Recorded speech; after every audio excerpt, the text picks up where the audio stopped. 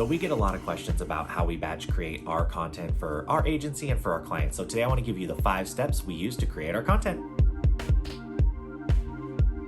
Hey everyone, welcome back to the Market Vibe. Michael here. Definitely hit the subscribe and ring the bell because we're doing 365 days of videos for business owners and entrepreneurs to help you grow your business. So today I want to talk to you about batch creating content. And this can seem like a nightmare for business owners, especially because a lot of business owners really want to be on every single social media platform because they know it's beneficial, but they just don't know how to create all of this content to be on Pinterest and TikTok and Instagram and LinkedIn and Facebook and everything else. And so today I want to give you the formula that we use, which is 5 steps on how we batch create our content, and hopefully this helps you to create your own content. So the first step that we always do is we always schedule in time every single day to learn. And that can be from podcasts or from blogs, YouTube videos, really anywhere. And what that does is that just inspires us. We get creative ideas. And that's really how we figure out like what we want to do as far as our content goes. We'll hear something and it'll inspire a quote or a carousel idea or a reel idea. And so I think that really becoming a learner and just really ingesting information allows you to then process it and create your own ideas. Because if you're never really learning anything,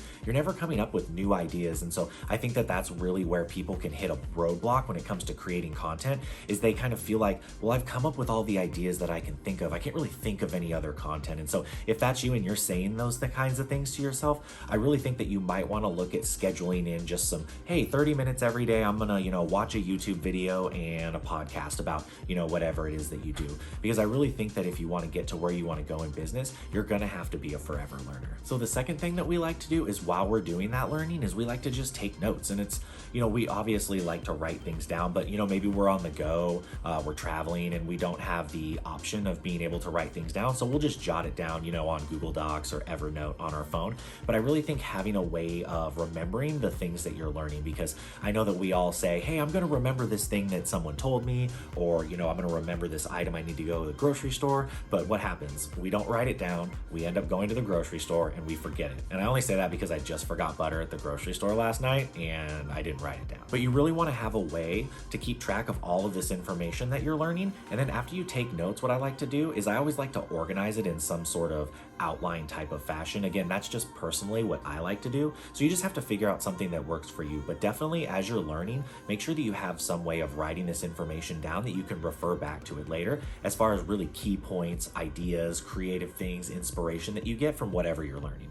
So the third step is now you're going to finalize all those ideas and you're going to turn them into graphics, into videos. You're going to create all of the actual content. And so I think that this is a lot easier if you've got that, note or Google Doc to refer to, because here's the problem is if you try and remember all of the stuff that you've learned, say over the past week, and you go say on a Saturday to batch create all your content, you're not going to be able to remember a week's worth of learning and information that you've received. So I really think that writing that down and then, like I said, organizing it into some, nice creative way that you can then now put onto your content, whether it's, through Canva or like I said, you're creating short form video for TikTok or Instagram Reels. Just having that, outline to be able to refer to will help save you a ton of time, especially if you're creating social media content across multiple platforms. So the fourth step is after you've made all of the content and everything like that, you're going to edit everything. And so you're going to edit any of the short form video.